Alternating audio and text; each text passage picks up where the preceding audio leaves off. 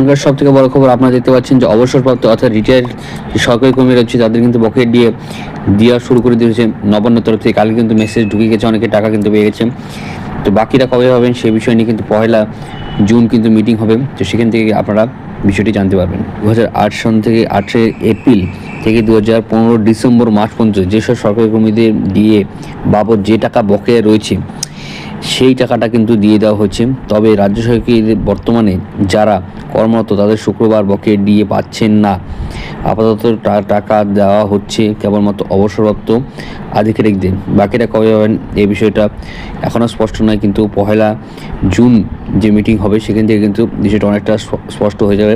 সপ্তম pay commission এবং যারা কর্মরত রয়েছে তাদের বকেয়া ডিএটি ওই দিনই মোটামুটি জানা যাবে কতটা পাবেন এবং কয় তারিখে তারা পাবেন।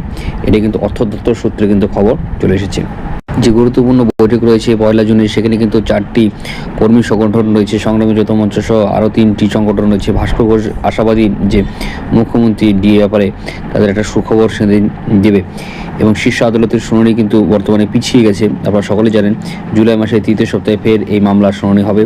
তার আগে রাজ্যের ডিএ মামলায় স্ট্যাটাস রিপোর্ট জমা দিতে বলছে আদালত। তো আশা করছি আজকে ভালো লাগছে, লাইক করুন, শেয়ার করুন, চ্যানেলকে সাবস্ক্রাইব করে পাশে বাড়লো অবশ্যই। জয় হিন্দ, ধন্যবাদ এটি দেখার জন্য। কিছু কিছু বই আমি রিকমেন্ড করে দিচ্ছি। এখানে সুন্দর সুন্দর গল্পের বইগুলো রয়েছে। রবীন্দ্রনাথ, শরৎচন্দ্র চট্টোপাধ্যায় এবং অন্যান্য মহাকবি যেগুলো বাংলার মহাকবিগুলো রয়েছেন তাদের কিন্তু সুন্দর সুন্দর কিন্তু আমি সেই বইগুলো দিয়ে দিচ্ছি। আপনারা লিঙ্কে ক্লিক করে বইগুলো কিনে পড়তে পারেন। ধন্যবাদ।